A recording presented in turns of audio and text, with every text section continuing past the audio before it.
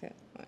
Hey, welcome to Crystal's Corner. I'm Crystal G, a year 2, almost year 3 DPT student here at the University of North Texas Health Science Center in Fort Worth.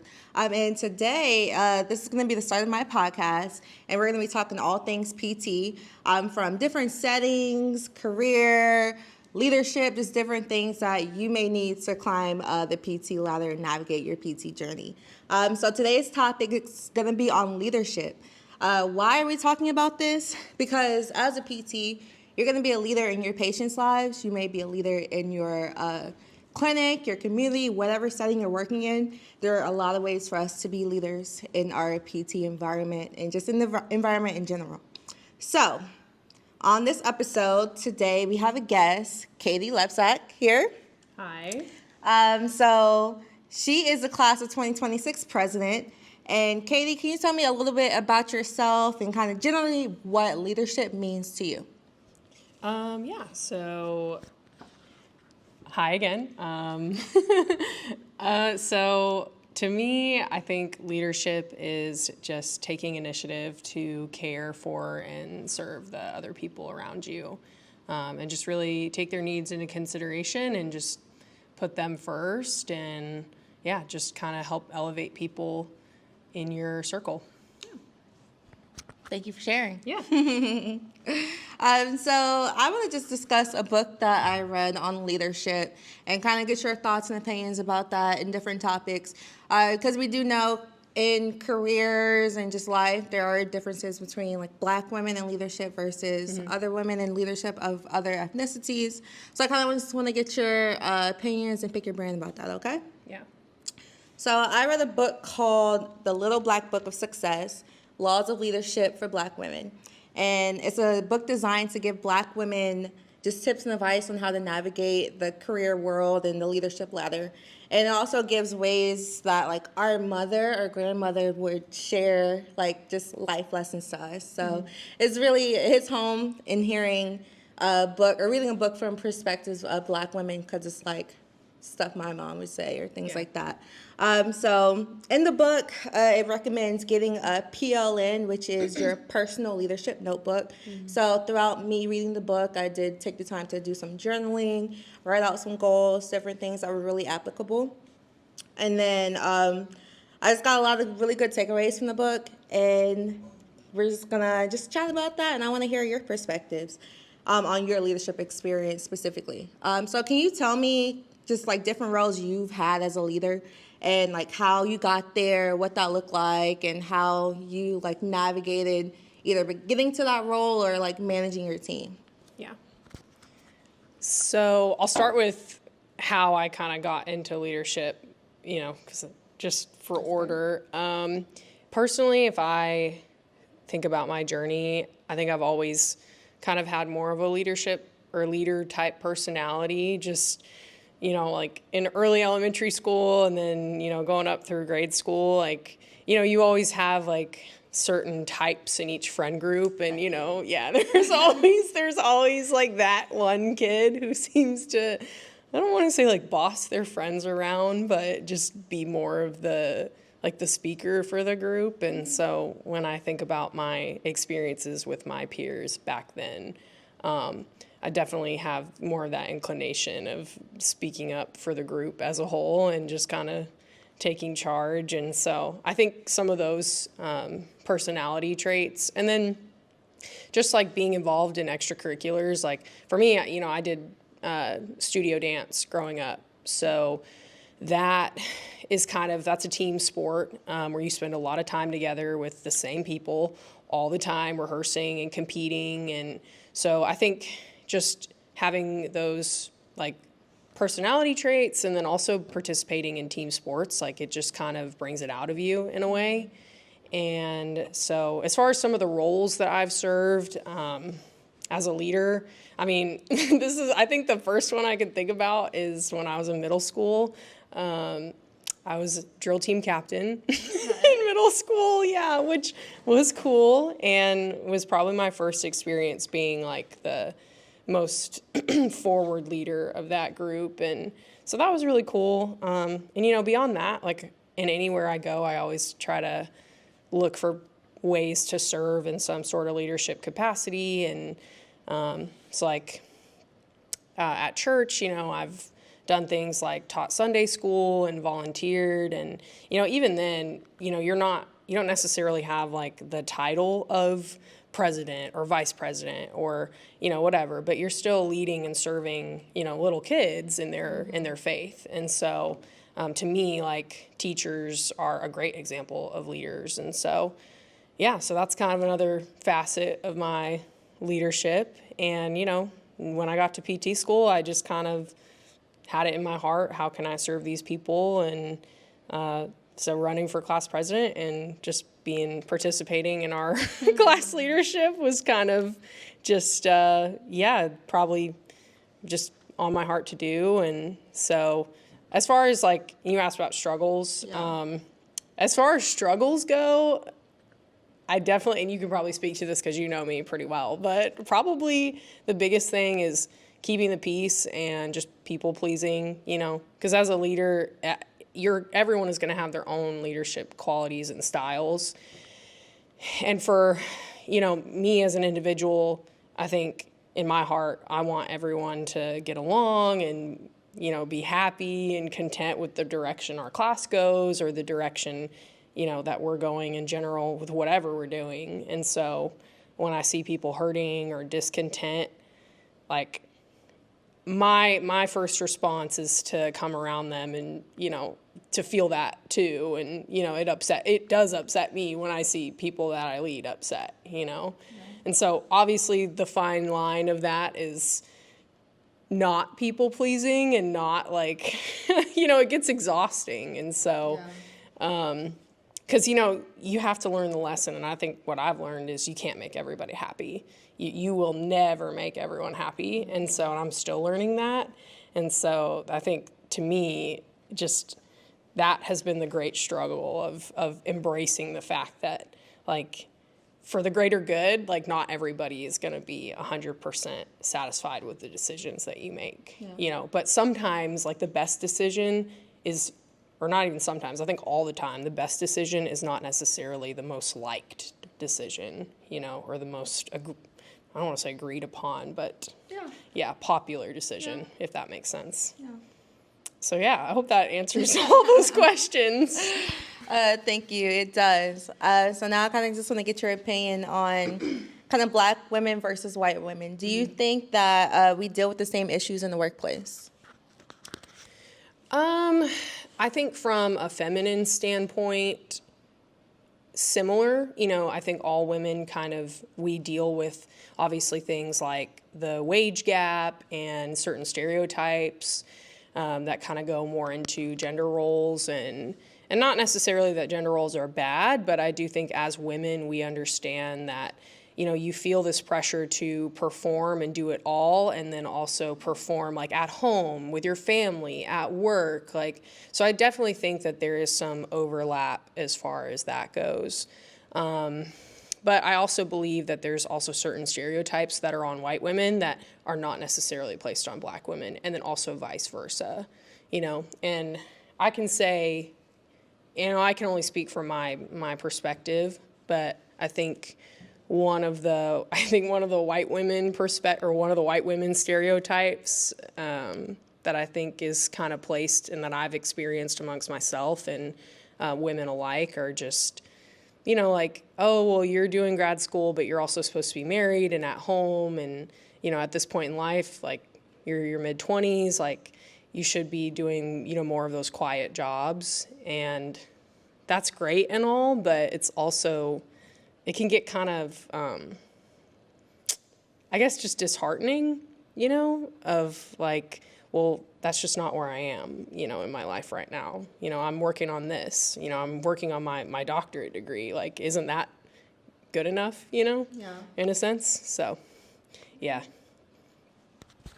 Okay. I would say Black women have, like, similar stereotypes. I kind of grew up, like, thinking by 25, I feel like this might just be a woman thing in general, but, like, by 25, you'll have your career, married, kids, house, like, stuff like that. But I feel like we've changed, like, as a society, kind of realizing that we don't have to do all these things, like, right in our early 20 years, and we have time to kind of focus on our careers and growing up the ladder. So, yeah. Have you ever been a part of a team or like supervised or led by a Black woman, and kind of how was that dynamic for you, or what that looked like? And if not, that's okay too. So, no, I do have a person in my mind that I thought of when I read your script before, when I was preparing. But, and I'm just going off the most influential person, but so when I was growing up, my mom's best friend is the first person that I can think about. And she was my mom's best friend, and she was also a teacher who taught at the same school that my mom taught at. So that's kind of how they met. And I ended up being in her class one year, and which was really awesome. And her daughter was actually also one of my close friends. But anyways, so she was a very influential leader in that. One, she was actually the team lead for that grade level. So she led, all the other teachers who also taught in that grade level at that school.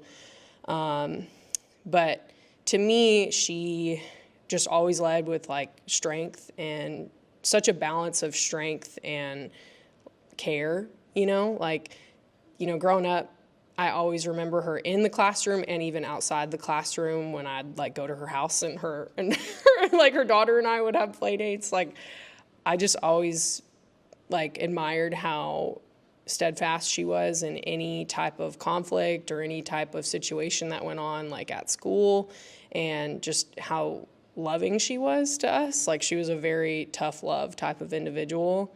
And like, she definitely was not the teacher to coddle anybody. And I really respected her for that, because expectations in her classroom were always clear.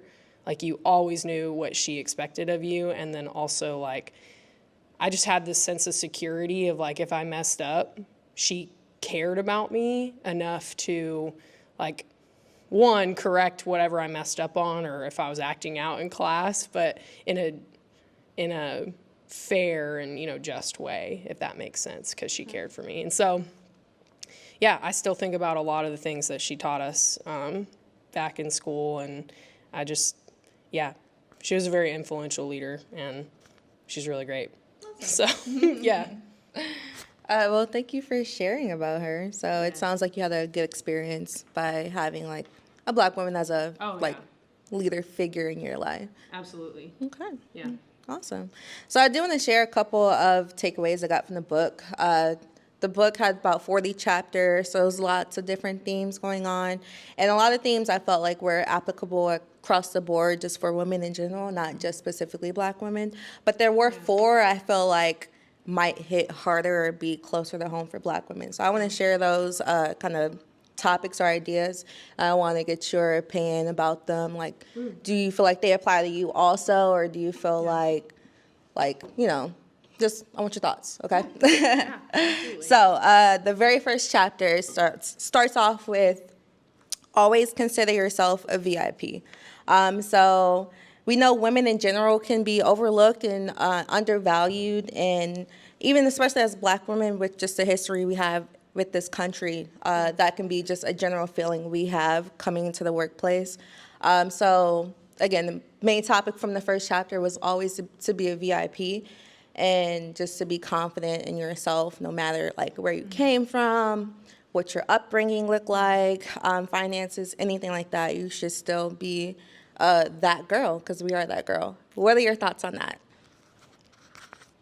Yeah, I definitely think that going in with a certain amount of confidence is really important. And I do think for women in general that really does apply. I mean, I remember when we first started our program and we had like our first orientation week, and everyone tries to put on their best face, face forward initially, and try to make the best impression and, show confidence. And the reality is everybody's nervous. Everybody's freaking out. Everybody has their own insecurities and inadequacies that they're trying to hide initially. Yeah. And with programs like this where we spend all of our time together in PT school, and even like I guess in the PT workplace where you spend all day with your coworkers, like those things are naturally like your insecurities, your imperfections, those are all going to pan out later. Like people are going to see it, whether it be in an exam grade that you didn't like, or a practical that you're unhappy with, or group work, so those things are inevitable. And so I think, going in with that measure of confidence like you talked about, especially for women in general, is necessary, and it's important, because if you have like a secure confidence in yourself, then, when those things are uncovered, like, I'm sure there have been times, we're pretty close. We spend most of our school day, around each other for the most part.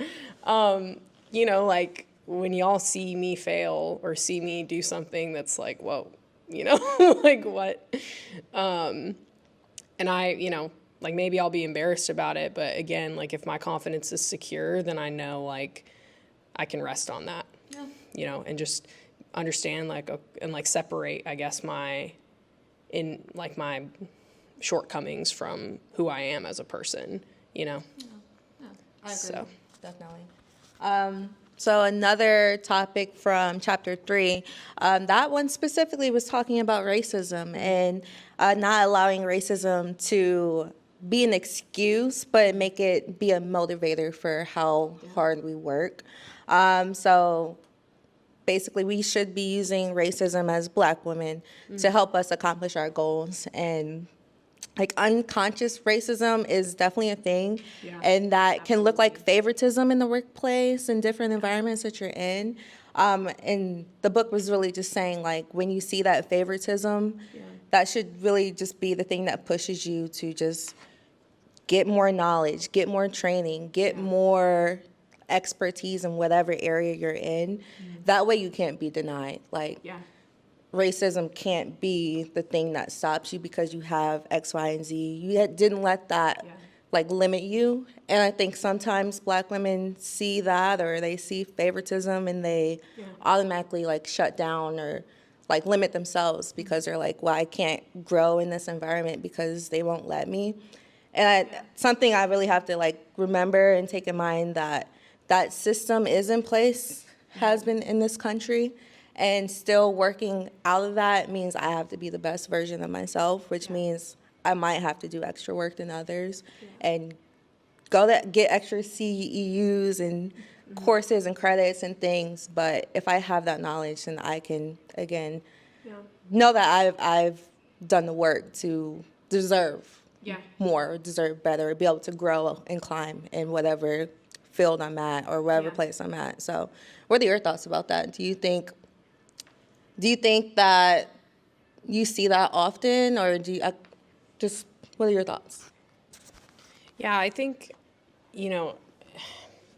it's hard to say, because I think there's blatant racism, and then there's what you talked about, which is more like silent or more passive types of racism, or even like things like microaggressions, or just maybe like an implicit bias that people have, and so they naturally will do certain things or say certain things, or even like choose to only associate with certain people because they have implicit biases that they're not aware of. And so I think as a white woman, one of the biggest things that I think is helpful is just being educated on stuff like that, because while I don't consider myself somebody who is going to commit blatant racism, like that's not, not a thought or a thing not one of my goals, not one of my normal things. I don't think it ever will be, but is just being educated, and having friends around me who are diverse and who are willing to like gently educate me on certain things that that I do or that other people do, that to them, like to me it may come across as totally normal, but to them it's like, hey, like that's actually kind of weird, or that makes me feel this way. And so just having friends who give grace, and again who are like gentle with you know, bringing those things to my attention, I always like really appreciate that. And that type of knowledge is really something that I feel like you can't get in a seminar online. It's more, or you can't look that up, you know, it's more of just having an open heart and being willing to like grow close to people who are different from you, you know, and just appreciate and love them and just have proximity and time with them, you know, so, yeah.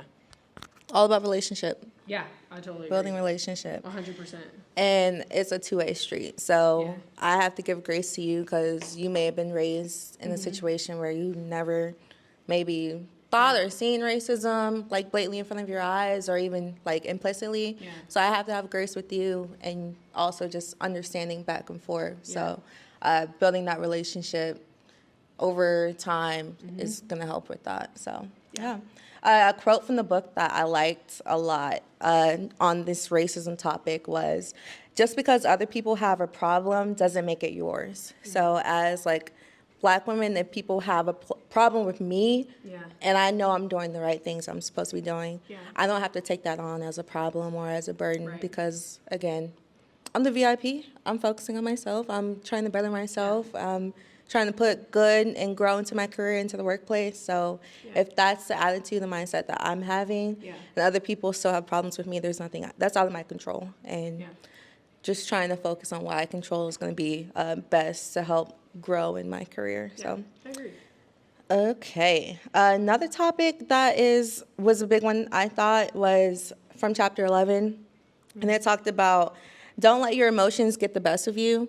I think as Black women, we definitely have a stereotype that's just from social media, movies, like just the angry Black woman type look. And we have to be more conscious of just how we react to situations. And if there are times in the clinic or in school or whenever, if you feel like you're being mistreated, we have to check our response more than probably someone else. Because if we respond quickly or with an attitude or like without stopping to think about our response, then we can get, painted as that angry Black woman.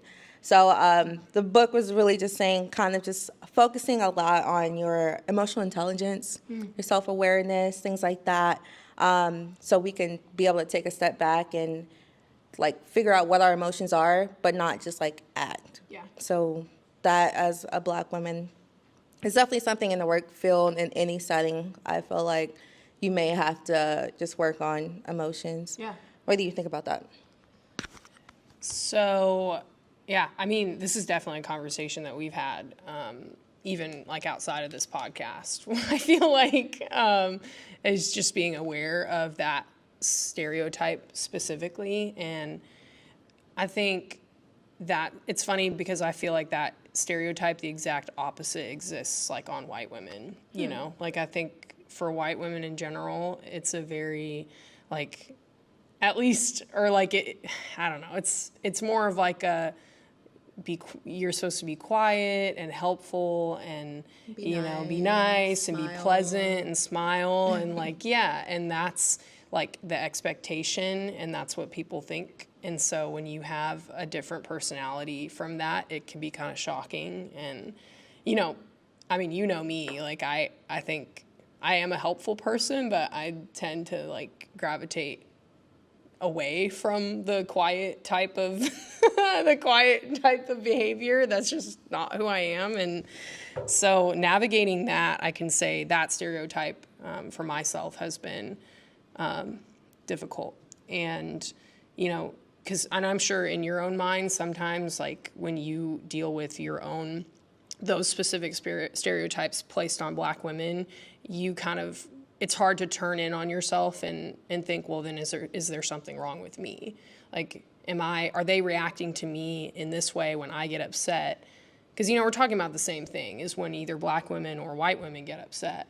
It's like, for you, it sounds more, it's like like she's a Black woman, of course she's going to act that way. Like she's mad and we expect that. And then for white women, it's more of like, like you shouldn't be like that at all. What's wrong with you? So, it's like a negative response either way, and in reality, it's exhausting to have this expectation of you're not supposed to get upset at all, you know, because I mean the response is different, but it's still the same, you know, it's still like invalidating you being upset.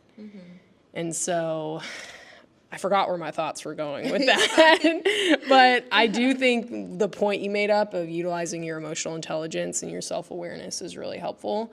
And then again, like what we talked about earlier of just having grace to like educate the people around you about like why, but then also like the people who are experiencing maybe your discontentment or when you express something you don't like, you know, it's also kind of on them to look at you as a person and ask, like peel back the layers and ask why. You know, like, okay, well, why don't you like that? Like what about this is bothering you? Like it has nothing to do with your ethnicity. Like it's like you have a brain, you know, in there and thoughts and feelings and, you know, so yeah, I think it's just taking time to be patient and ask, you know, those other questions. So yeah. Well, thank you very much. So the last topic I want to talk about from the book, and then we can kind of wrap it up, is chapter 26. It was about always trying to maintain balance. And I think it's across the board that we need to do that as professionals, and especially in PT, where we might deal with a lot of hard things. But I feel like for Black women, we feel like we have to work so hard. We gotta be on go. We have to outshine. We have to be a step up if we want to progress. And that's a mindset that probably a lot of Black women, or maybe even just women in general, have in the workforce, is that we have to be 110% on our game. Yeah. And if there's no balance, pretty much the book was saying, like, if you're on go 24/7, you lose track of yourself. You can't take care of yourself when you're putting so much into your work. So I just kind of want to hear your thoughts on that. And then, like, just remembering that we don't always have to, like, try to outwork the next person, but it has to be a balance. Like, if I don't take time to do self-care for myself, which I feel like a lot of Black women, we don't do that because we feel like we gotta, you know, take care of everyone else. We have the family, we have the kids, we have all of our patients. We have so much that we feel like is on our plate. 100%. So trying to take that time to care for yourself so you can care for others better is really, really important to have, like, balance. So what are your thoughts on that? I mean, I will say from an observation standpoint, as someone who's like your friend in this program, I do think that in general, you know, you as a person, and this is a compliment really, is you do grind and push pretty hard all the time. You know, like I think there have been times where we'll be talking about studying for a certain exam or class, and then you're like 2 steps ahead for some class or exam that is miles and miles away. And so some of us are like, you know, chill, it's going to be okay. But, you know, part of me wonders, you know, is that you, or is it an artifact of maybe deep down, you know, how you feel of like, do you feel like you've been impacted by that? Well, I have to work harder. I have to get a leg up. You know, I have to, So. Kind of. Because I do feel like, at least, well, definitely, in our profession, minorities are not very represented at all. Right. So if there's a low percentage of minorities in the physical therapy profession, as a minority, I need to work harder than others in my class because there are not many of us. So I have to be exceptional if I'm going to be in this field to try and, you know, promote this field more for minorities and see that they can also have a place here. I feel like I have to hold myself to a certain higher standard and show excellence. So that is kind of part of it also. Yeah, but for sure. And I will say, like, personally, you know, I'll just be honest here, like, that's not, to me, like, in my experience growing up, like, and just who I am now, like, that's not something, you know, I can say that's not something I feel, you know, on a daily basis, which I guess given, you know, who I am or my in my history and what I've experienced, that makes sense of why I probably don't feel that way. And so I think, the point you brought up of trying to find balance and, guard your self-care and your, like, time to decompress, time to exercise, time to take, just to relax is even more important, because I think both of us are bad about protecting our recharge time in general. And that may also just be, like a consequence of just trying to be a high achiever, and trying to strive for excellence. Like that is going to happen. So I forgot entirely where I was really going with that. But obviously, to wrap that up, my thoughts are that self-care and exercise and chilling out is really important, and, across the board for everybody, but especially, I agree for minorities and, people who feel as though they do have to, or who have felt the pressure of, I do have to perform and grind 24/7 in order to basically, like, lift up other minorities in this field and, to prove things. Like, I think that's, a really good thing to keep in your mind and focus on, and meaning to guard your relaxed time even more and have balance. Because ultimately, like, and I've learned this, is your body will make you take a rest.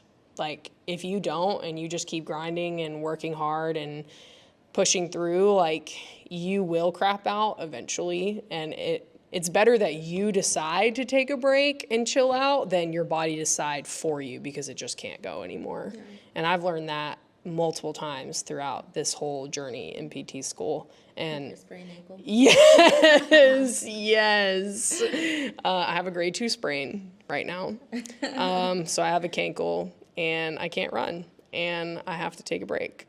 So thanks for reminding me, but it's fine. I'll be fine, right? Sort of. Well, thank you. I do appreciate all your insight. Yeah. So that's pretty much all we have time for today. I want to thank you all for listening. Thank you, Katie, for joining me on Crystal's Corner today. And I just want to encourage anyone in just the PT field or anyone just navigating careers, the PT journey, that you can be a leader. It doesn't matter your age, your ethnicity, your gender. None of that matters as long as you just do a lot of self-reflection, start with yourself, and then try to work on how you can best lead others. So remember, you are the VIP. Have balance in your life. Check your emotions. And yeah.